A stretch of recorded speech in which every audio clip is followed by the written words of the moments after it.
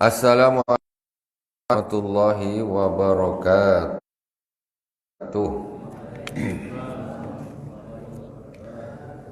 Alhamdulillahirabbil alamin wassalatu wassalamu ala sayyidil mursalin wa ala ahlihi wa sahbihi ajmain. Subhanaka la ilma lana illa ma 'allamtana innaka antal badawaiha wa anfiyatil abdani wa shifaiha wa nuril absari wa diyaiha wa ala alihi wa sahbihi wasallim. Jamaah Masjid Al-Hikmah PN Karimun Kepulauan Riau yang dirahmati Allah Subhanahu wa taala, kaum muslimin dan muslimat di mana saja berada yang dirahmati Allah Subhanahu wa taala.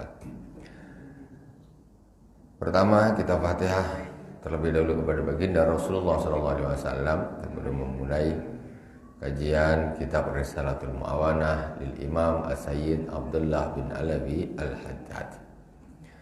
Al-Fatihah ila hadratin Nabi Mustafa Muhammadin sallallahu alaihi wasallam wa jami' ikhwani min al-anbiya wal-mursalin wa sahabati wat tabi'in wa tabi'it tabi'in wa jami' awliya was suhada was salihin wa jami' masyayikhina fid din, khususan Abu Ya Sayyid Muhammad bin Alawi Al-Malik Al-Hasani wa Abu Ya Sayyid Ahmad bin Sayyid Muhammad Al-Malik Al-Hasani wa khususan ila al-Imam As-Sayyid Abdullah bin Alawi Al-Haddad. Amadana Allahu bimadadihim wa afada alaina min barakatihim wa anwarihim wa ulumihim fid dini wad dunya wal akhirati bisirril Fatihah. A'udzu billahi minasy syaithanir rajim. Bismillahirrahmanirrahim. Alhamdulillahi rabbil alamin. Ar-Rahmanir Rahim. Maliki yaumiddin. Iyyaka na'budu wa iyyaka nasta'in. Ihdinas siratal mustaqim. Siratal ladzina an'amta 'alaihim ghairil maghdubi 'alaihim waladdallin. Amin. Bismillahirrahmanirrahim. Qala al-Imam As-Sayyid Abdullah bin Alawi Al-Haddad fi kitabih Risalatul Mu'awanah, wa iyyaka wa zulma fa innahu zulumatun yaumal qiyamah wa la siyama zulmul ibad fa innahu zulmu alladzi la yatrukuhu Allah.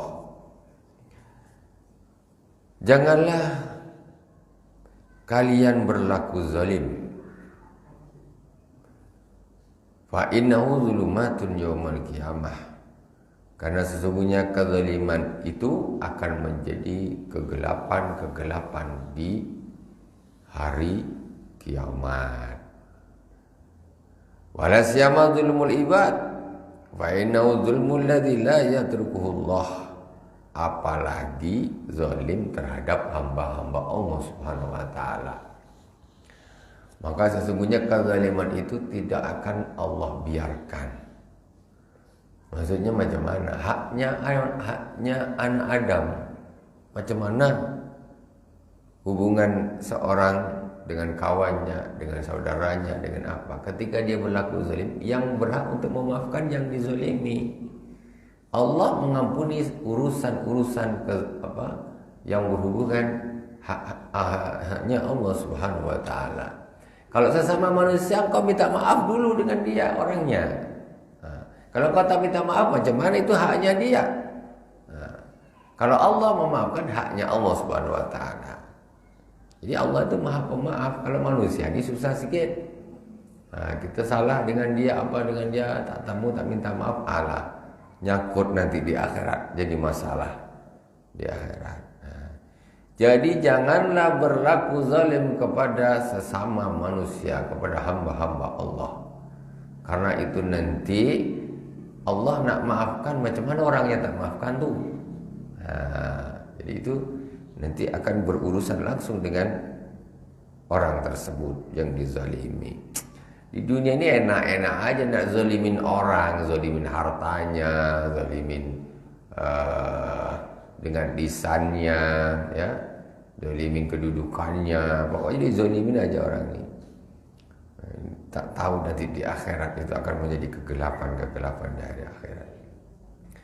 Faqad qala Rasulullah sallallahu alaihi wasallam innal muflisa min ummati man yati yaumal qiyamati bi hasanatin katsirah wa yati wa qad daraba hadha wa syatama hadha wa akhadha mala hadha fa ya'khudhu hadha min hasanatihi wa hadha min hasanatihi fa idza faniyat hasanatuhu ukhidha min sayyi'atihim faturihat ala sayyi'atih summa yugdhafa bihi finnar. Kata Rasulullah SAW, sesungguhnya orang yang bangkrut dari umatku di akhirat nanti, yaitu orang yang membawa kebaikan-kebaikan, amal-amal baik di hari kiamat yang banyak.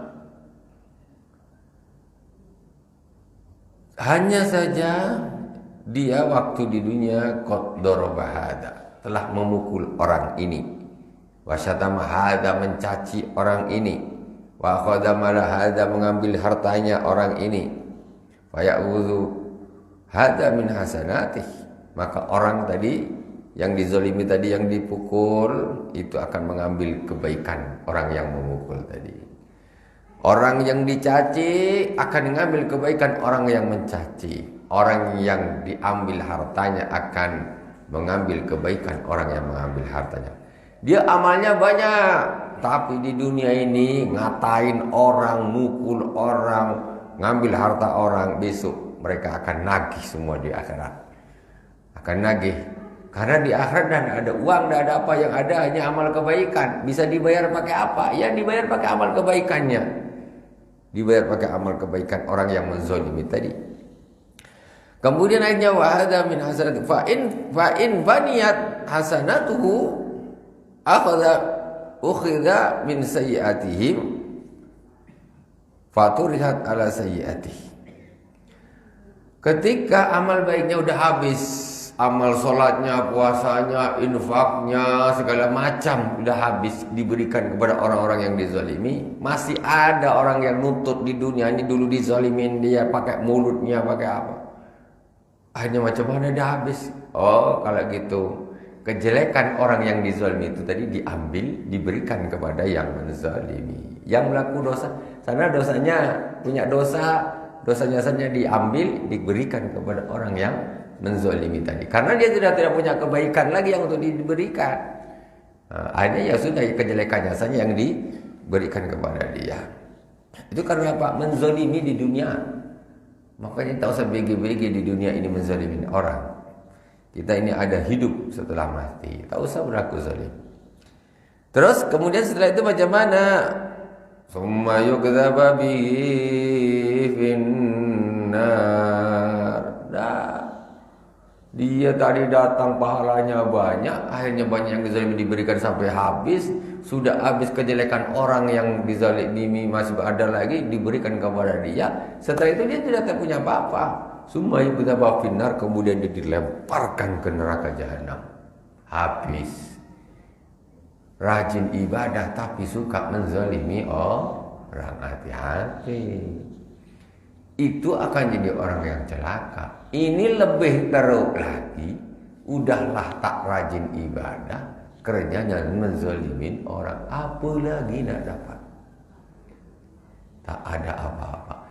Yang rajin ibadah hati-hati, jangan suka menzalimi orang agar tidak menjadi orang yang bangkrut.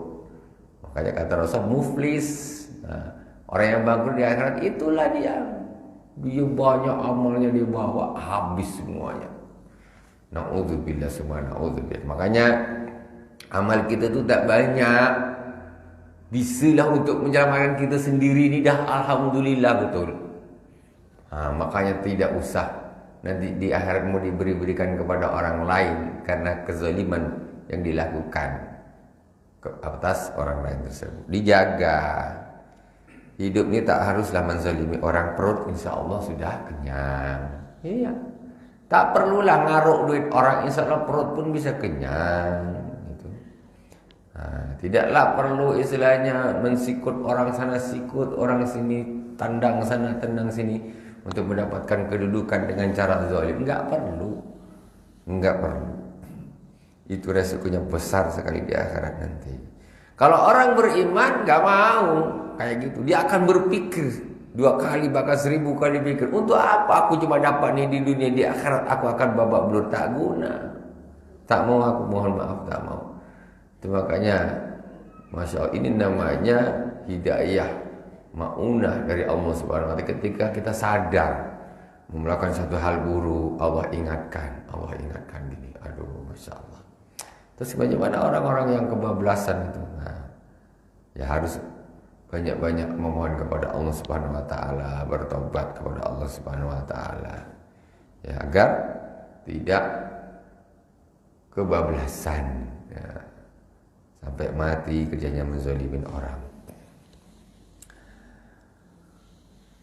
Fa in waqa'at fi dzulmi ahadin, alhamdulillah. Fa in waqa'ta fi dzulmi ahadin fabadir bil khuruj minhu bitamkini minal qisas in kana minal madzalim an-nafsiyah wa bidulabil ihlal in kana minal madzalim al-aradiyah wa biraddi ma akhadtahu in kana minal madzalim al-maliyah.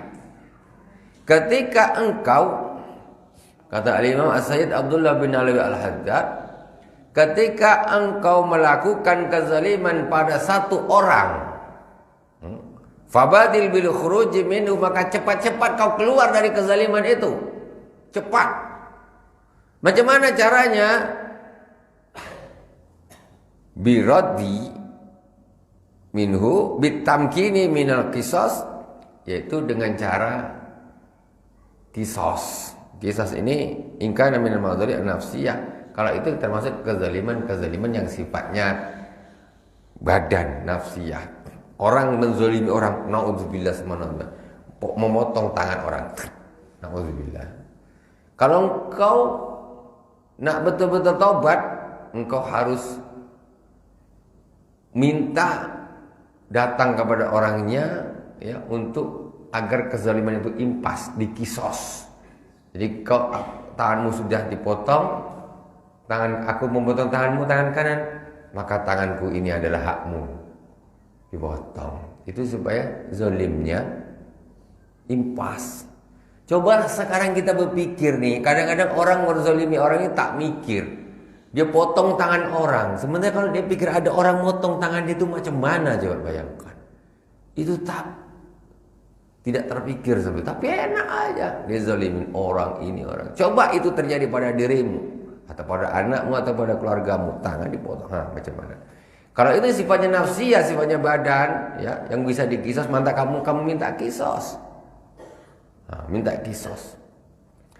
Sekarang mau tawuran, mau apa, macam slow aja. Oh, mana seperti macam tidak ada pembalasan. Kalau orang sudah tawuran itu nggak ada yang menang. Semuanya pakai nafsu, berarti tidak ada yang menang. Ya. Yang mati pun tak menang, memang tak menang. Dunia akhirat kalah dia. Yang menang pun dia tidak akan menang, karena dia akan dituntut kisos. Di akhirat juga waman qatala mu'minan muta'ammidan fajaza'uhu jahannam. Barang siapa yang membunuh seorang mukmin, maka balasannya adalah neraka jahanam.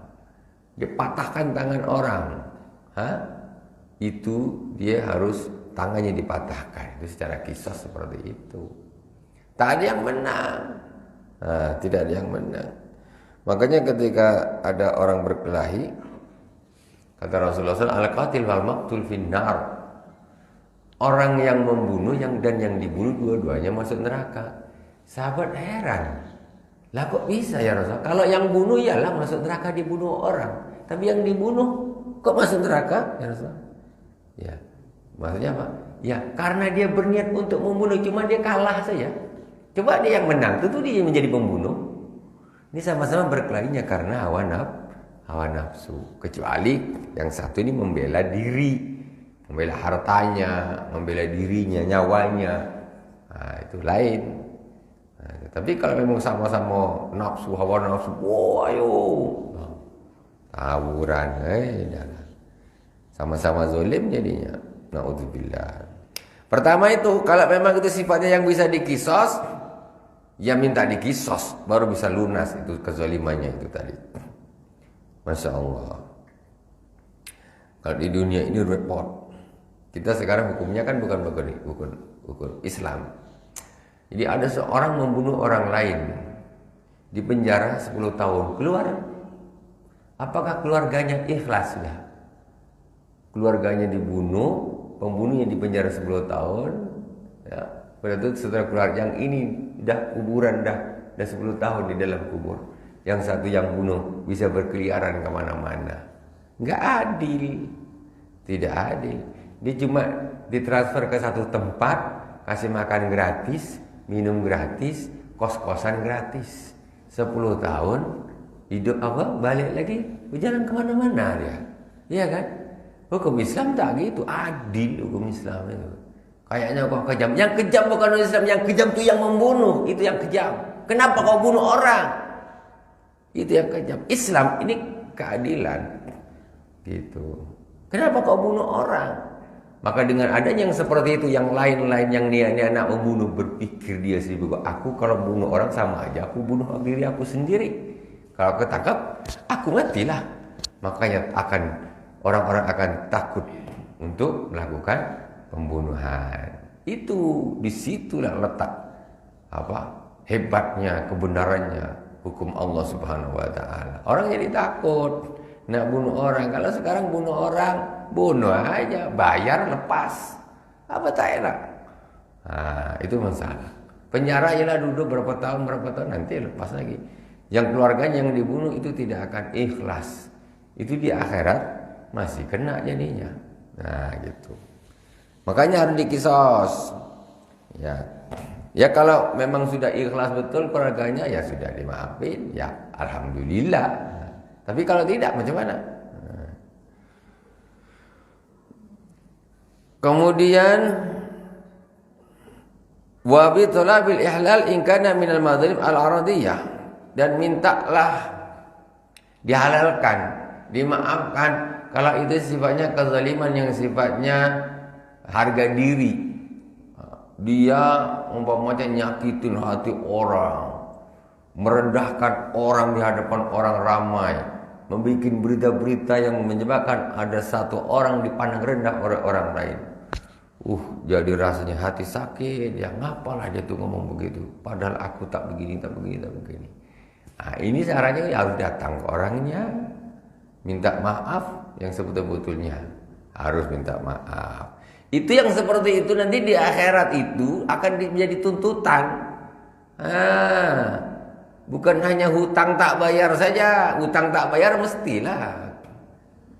Mesti. Ini nyakitin hati orang, tak minta maaf, di akhirat dituntut juga. Merendahkan orang lain, menurunkan derajat orang lain. Minta maaf Pak, gini. Minta maaf. Kalau nak menyelamatkan ibadahnya ada sedikit, sukanya nyakitin orang lain. Kemudian wa biraddi ma akhadtahu in kana minal madzalim al-maliyah. Kemudian yang ketiga, dengan mengembalikan apa yang kamu ambil. Kalau memang itu sifatnya kezaliman yang sifatnya harta. Ada harta orang kau ambil dengan cara zalim, dengan kau curi, dengan kau nipu, dengan macam-macam cara pokoknya. Ya, manipulasi, itu bukan hak dia, macam mana dia bisa ambil. Dengan sogok, dengan ini, dengan apa, itu bukan kau punya, balikkan ke orangnya. Harus gitu.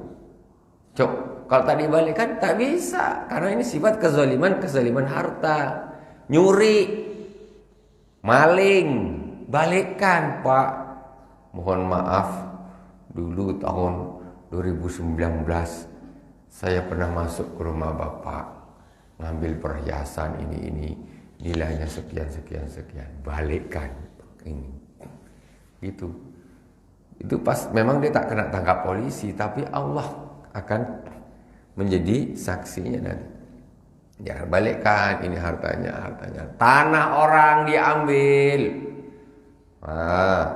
Bukan haknya diambil, balikkan. Dan lain sebagainya. Seperti itu. Ayo.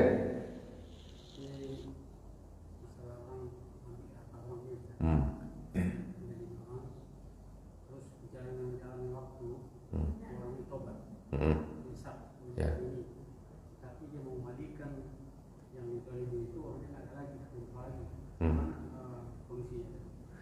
Yang pertama tentu usaha sampai maksimal, ya kan? Kalau usaha sampai maksimal tidak ada, ya kita tidak ada jalan lain lah. Berapa harta itu, ahli warisnya ada apa tidak? Ahli warisnya, kalau orang sudah meninggal, cari ahli warisnya, kasihkan ke ahli warisnya, ya. Jadi itu caranya. Enggak harus orangnya, mungkin orangnya sudah meninggal, kasihkan ke ahli warisnya. Ahli waris, gimana?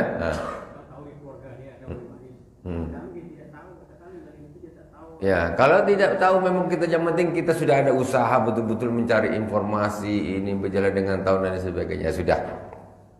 Sekarang gini aja caranya. Jadi ini hartanya sekitar sekian, ini diinfakkan ya ke masjid atas nama dia. Tapi nanti kalau memang ketemu, ya tetap saya akan bayar orangnya.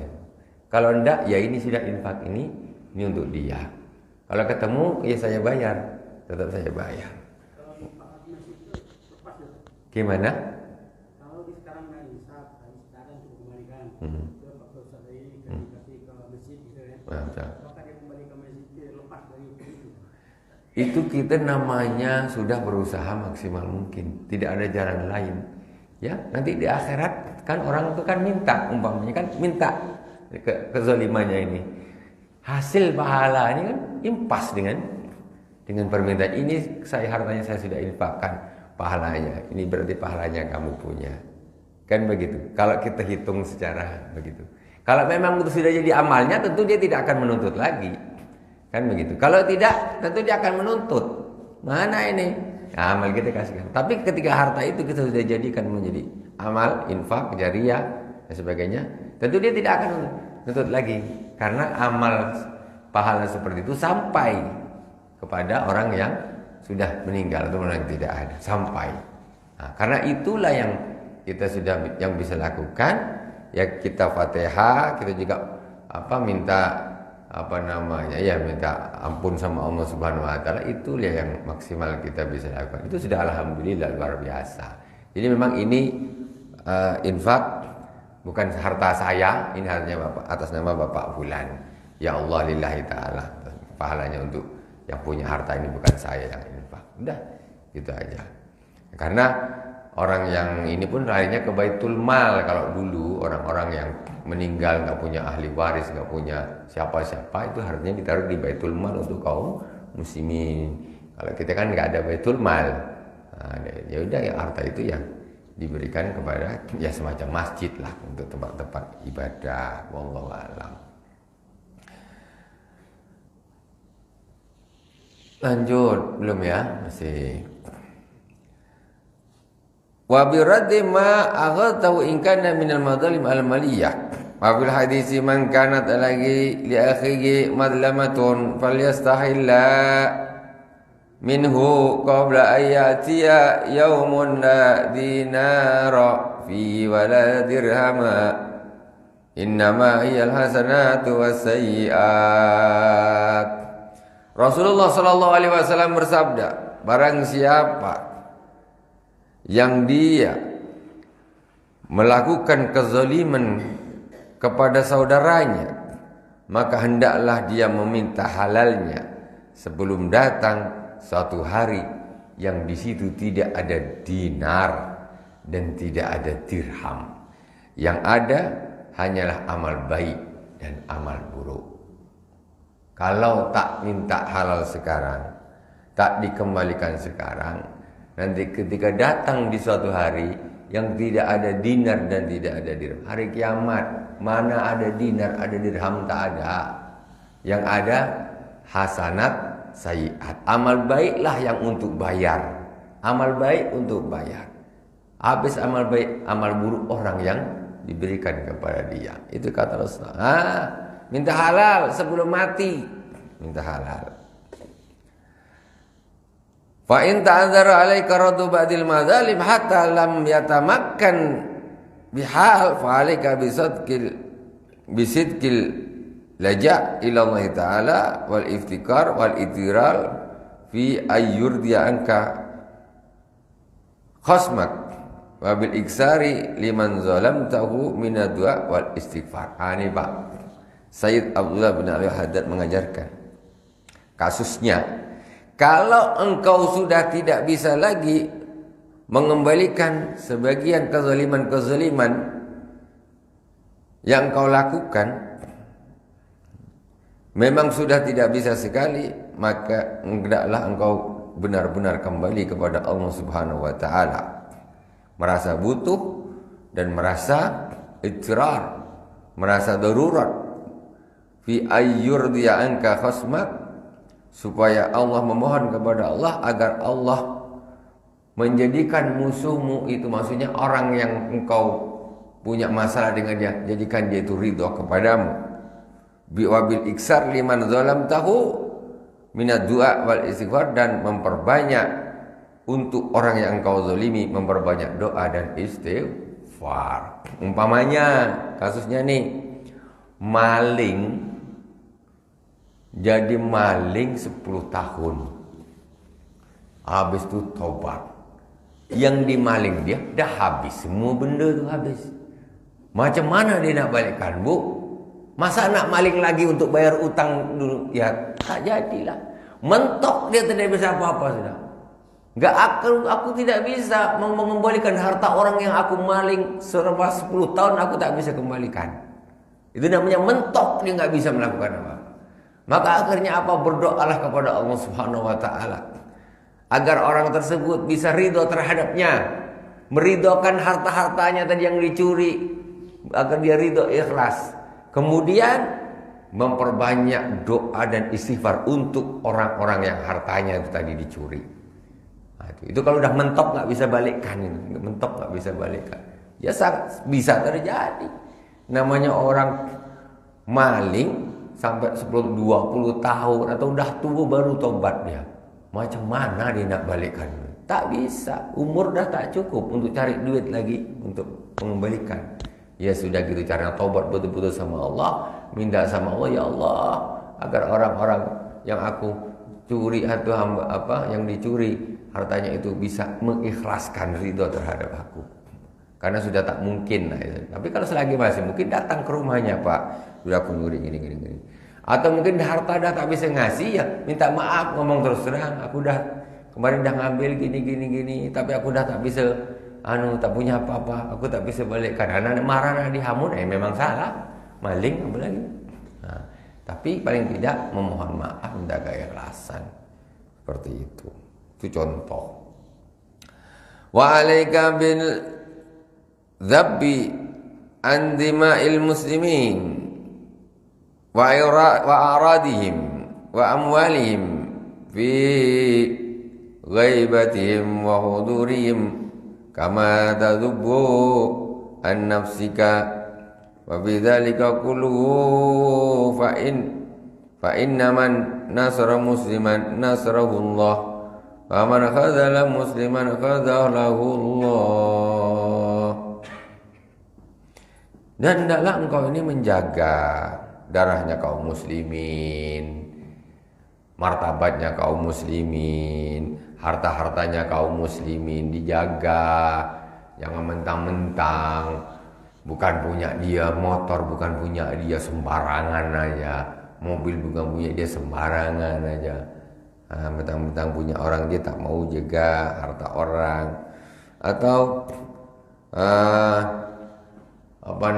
hati orang, derajat orang tidak dijaga, diremeh-remehkan. Jangan. Kama tadubbu an nafsi. Jadi kamu harus juga seperti kamu ini macam menjaga pada dirimu sendirilah. Macam mana engkau ni? Macam mana? Engkau ni agar hartamu juga aman, harga dirimu juga aman, dijaga, gitulah terhadap orang lain. Rasul fa inna man nasra musliman nasrahullah. Bahwasanya barang siapa yang menolong seorang muslim, maka Allah akan menolongnya. Nah, tolong dijaga itu. Darah-darah orang kaum muslimin, apa segala macam hartanya dijaga, jangan tidak dijaga. Amal qadalah musliman qadalahullah. Ya, barang siapa yang meremehkan, menghinakan kaum muslimin, maka yang mencederai kaum muslimin, maka Allah juga akan mencederai orang tersebut. Imbalannya begitulah. Kita tolong orang, Allah tolong kita, enggak rugi. Menjadi orang yang suka menolong orang lain, yakin. Cuma kadang-kadang itulah tadi kita ini nak nolong orang malas. Kalau kita nolong orang, Allah tolong kita. Ada harta orang lain, tetangga kita nak dirusak orang, Allah bukan punya aku aja kok. Jangan gitulah. Tak boleh. Kebutuhan kau punya. Jangan ngap kau nak kau rusak. Dijaga maksudnya walaupun bukan hartanya sendiri. Nah, dengan demikian nanti Allah juga akan menolong kita, menjaga harta kita. Keluarga orang nak diganggu, kita tolong, kita bantu. Insya Allah Allah akan membantu keluarga kita. Gitu. Wa qala faslun. Kita masuk di fasal baru. Wa alaika bin nushi li kulli muslimin wa ghayatuhu alla taktuma anhu syai'an tara fi idharihi lahu husulan ala khairin aw najatin min syarrin. Qala Rasulullah sallallahu alaihi wasallam ad-dinun nasihah. Hendaklah engkau memberi nasihat kepada setiap orang muslim. Hendaklah engkau memberi nasihat kepada setiap orang muslim. Ini agak berat. Kadang-kadang kita ini hidup nak nasihatin orang macam mulut ni tak sampai. Tak enak, nanti tersinggung lah, nanti inilah, nanti itulah. Aduh, susah. Akhirnya diam aja lah. Terserah dia lah, aku tak ikut-ikut. Sebetulnya tidak begitu. Wajib bagimu memberi nasihat bagi setiap orang muslim. Baghayatuhu alla taktuma anhu syai'an tara fi idhari lahu ala khairin. Jadi maksudnya gimana? Engkau jangan menyembunyikan sesuatu. Yang namanya sesuatu itu kalau engkau keluarkan, itu akan menghasilkan kebaikan bagi orang tersebut. Au najati min syarr, atau bisa menyelamatkan dia dari keburukan.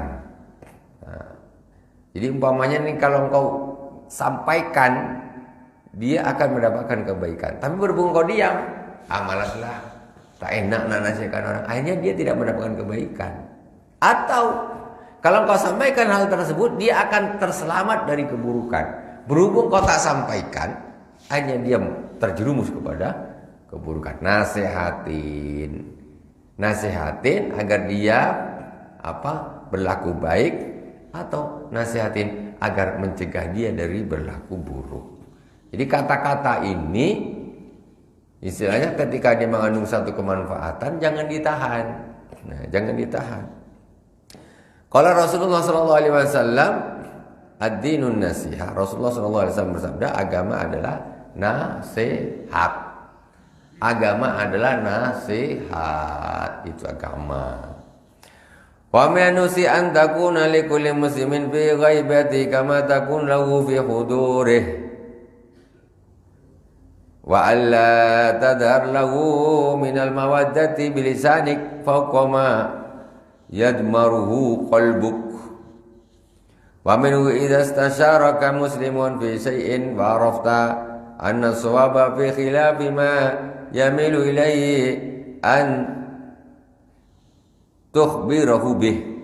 Nah, sebagian contoh daripada menasihati yaitu hendaklah engkau berlaku sama ketika orang tersebut ada di hadapanmu dan ketika orang tersebut tidak ada, sama. Maksudnya nih, nggak usah beramal nih macam riak gitu. Kalau ada orangnya engkau lain, kalau tak ada orangnya engkau lain. Jangan gitu. Nasihatin. Wa alla tadhar lahu minal mawaddati bilisanik wa fawqa ma yatmaru qalbuk, dan engkau jangan menampakkan rasa cintamu, gayamu dengan lisanmu. Jangan kau tampakkan rasa sayangmu dengan lisanmu melebihi apa yang kau simpan di dalam hatimu. Jujur aja lah maksudnya tuh. Tak usah lebay. Wah, bercakapnya macam yuyu. Kau ni mah aku hebat. Kau ni kawan baik aku luar biasa pokoknya. Kau ni mah aku ni pokoknya dengan kau betul lah. Macam iya. Di hati dia pada tak macam gitu. Jangan kayak gitu, yang jujur saja lah. Jangan usah lebay-lebay macam gitu. Usah lebay. Ngapa maksudnya gitu? Seberapa yang ada di hatimu itu sampaikan. Supaya juga itu tidak menjerumuskan juga. Ketika dilakukan lebay begitu kan nanti akan menjerumuskan juga. Gitu. Oh, berarti udah ini suka betul sama aku gini-gini. Itu kan akan menjerumuskan nanti akhirnya. Jadi jujur-jujur saja. Apa yang ada di hatimu sampaikan. Maksud kadar kesukaanmu itu sampaikan. Keakrabanmu itu kadarnya seberapa sampaikan. Jangan sok-sok akrab luar biasa. Wa minhu idza nasaraka muslimun fi syai'in. Ini lagi. Termasuk memberi nasihat yaitu ketika ada seseorang muslim meminta nasihat, meminta apa orang bilang kalau zaman sekarang ini dia nak sharing, nak sharing, nak minta petunjuk kepadamu, ya. Wa arafta anna sawaba fi khilafi ma yamilu ilaihi an tukhbirahu bihi, dan engkau tahu ini ada orang nak minta pendapat dengan dirimu, datang, Pak, ini mohon maaf lah, saya ini nak minta pertimbangan di mana baiknya ya. Jadi ada dua hal yang dipertimbangkan oleh orang tersebut. Sementara kita ini tahu kalau dia ini lebih cenderung kepada hal yang satu ini, tapi sebetulnya yang lebih bagus yang satunya. Ini kalau engkau betul-betul menginginkan kebaikan orang lain, engkau harus mengatakan, memberitahu betul-betul kepada. Memang dia ini memang orang tak tahu, memang orang bingung dia macam mana ya. Tapi rasanya dia mau memilih satu perkara yang sebetulnya itu bukan yang terbaik, bukan yang bagus. Maka engkau tak usah, wah dia suka yang ini pula, aku nak cakap nanti macam mana pula dia dah cenderung ke sana. Udahlah biar aja lah. Tidak begitu. Katakan kepadanya, walaupun apa yang akan kau katakan itu satu-satu ya berbeda dengan apa yang dia sudah menjadi pilihannya. Katakan supaya itu baru termasuk nasihat. Jadi katakan, sebenarnya ini yang betul nih yang ini. Jadi jangan dibiarkan aja dia melaju mengambil pilihan yang salah. Sampaikan. Biarlah maunya pamanya dia namanya orang menginginkan suatu hal udah mantep malah jangan yang itu, yang ini. Kan semangatnya apa? Tak apa-apa. Karena engkau menyampaikan kebenaran. Jangan kau simpan karena hanya untuk menjaga hatinya dia, sehingga engkau tidak menyampaikan nasihat kepadanya. Wallahu subhanahu wa ta'ala a'lam. Masih 4 menit ya. Masih 7 menit. Berarti Isa dia sekarang agak terakhir. Oke, kita tambah lagi. Wa bima yadullu ala khilafin nusi al-hasad lil muslimin ala ma atahumullahu min fadlih. Sedangkan kebalikannya nasihat, wa mimma ya sebagian daripada hal-hal yang menunjukkan kebalikannya nasihat, yaitu hasad bagi kaum muslimin. Alama atahumullah min fadli. Jadi kebaikannya orang nih, kalau orang hasad dia kan tak mau memberi nasihat. Biar aja dia, biar aja. Dia lebih suka orang ini salah, lebih suka orang ini mendapatkan hal yang tidak baik. Dia tahu nih, sebetulnya yang bagus nih yang ini. Tetapi ketika saudaranya, kawannya ini melakukan satu hal, dia tidak mau menasihatin. Biar aja, nanti dia kena tuh. Nah, itu namanya hasad. Jelek hatinya, buruk hatinya. Ya. Wa asluhu ayyashuqa alaika in'amallahi ta'ala ala abdin min abidihi bina'matin fi dini au dunya. Asalnya hasad, hasud, Bu, dengki, iri itu apa? Asalnya adalah hatimu berat. Allah Subhanahu wa ta'ala, ketika Allah Subhanahu wa ta'ala memberikan kenikmatan kepada hambanya daripada hamba-hambanya, ya, selain dirimu, apakah itu nikmat yang sifatnya nikmat agama ataukah sifat nikmat yang nikmat duniawi? Jelek hatinya, itu hasad. Jadi ketika ada orang dapat nikmat, hatinya ini macam berat gitu. Nah, itu hasad tuh namanya. Ngapalah kau di tetangga kau beli mobil kau sakit hati? Tetangganya buka warung, dia buka warung, tetangganya warungnya laris, dia sakit hati. Hasad namanya. Ataupun sama-sama satu pekerjaan yang dia naik pangkat, aku tak naik pangkat, sakit hati. Itu hasad. Bahaya luar biasa seperti itu. Innal hasada ya'kul hasanat kama ta'kulun narul khatab, kata Rasulullah. Sesungguhnya sifat hasad itu menghabiskan, ya, memakan kebaikan-kebaikan seperti api yang memakan kayu bakar. Orang yang hatinya kayak gitu, Bu, Ibu, itu amal ibadahnya habis lenyap, disapu habis sama si hasad ini tadi. Nah, jadi kata kalau orang lain dapat nikmat, ya sudah, tak usah sakit hati gitu loh. Ngapain? Orang lain dagangannya laris kok sini sakit hati. Orang lain dapat duit kok sini sakit hati. Kok gitu? Itu bahaya hati seperti itu. Dan itu harus diobatin, ya, jangan dibiarkan. Wa ghayatu an tatabanna zawala nikmati anhu, dan tujuannya apa? Berharap agar nikmat tadi yang diberikan kepada orang lain tadi hilang. Itu ketika orang baru beli mobil, rasanya sakit aku, dia tak bisa, entah apa sebab, entah tuh mobilnya di perempatan tabrakan, gembira dia, sejuk rasanya dadanya, emang setan. Sejuk dia, mampus, rasakan, kata, engkau ngapa? Orang muslim dapat apa? Kenikmatan, engkau sakit hati. Dia dapat musibah, engkau tambah senang. Bahaya.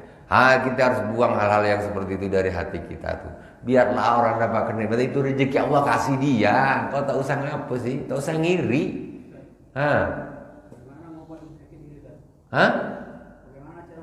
Cara mengobat penyakit begitu, kita harus kuatkan tauhid bahwa Allah Subhanahu wa ta'ala itu telah menetapkan rezeki setiap hamba tidak akan salah alamat.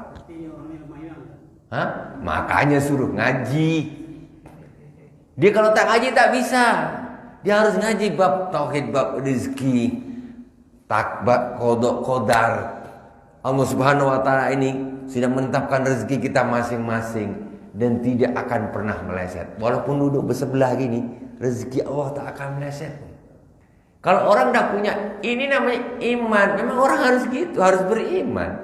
Kalau orang dah iman, kerja sama, satu kantor, satu ruangan, rajinnya sama, perginya sama, baliknya sama. Sana naik pangkat, aku tidak. Kenapa? Ini rezeki, memang Allah udah kasih dia, kok ngapa? Protes Allah gitu. Kalau orang sudah punya kayak gitu, tak ada hasad, untuk tidak ada. Kita kerja sama setiap hari dulu dari mana sana datang dari kampung datang sini sama kawan dah bangun rumah bagus ini, dia masih ngontrak aja, sakit hati. Bro, itu Allah memang dah kasih rezeki dia tuh, engkau tak bisa protes Allah, sudah ikhlas, gak ada gunanya, kembali kepada takdir qada dan hati tenang. Allah tidak akan pernah salah alamat di dalam memberikan rezeki yang sudah ditetapkan kepada hambanya. Wallahu subhanahu wa ta'ala a'lam. Subhanakallahumma wa bihamdik asyhadu an la ilaha illa anta astaghfiruka wa atubu ilaik. Wa sallallahu ala sayyidina Muhammadin wa ala alihi wa sahbihi wa baraka wa sallam. Walhamdulillahi rabbil alamin. Wassalamualaikum warahmatullahi wabarakatuh.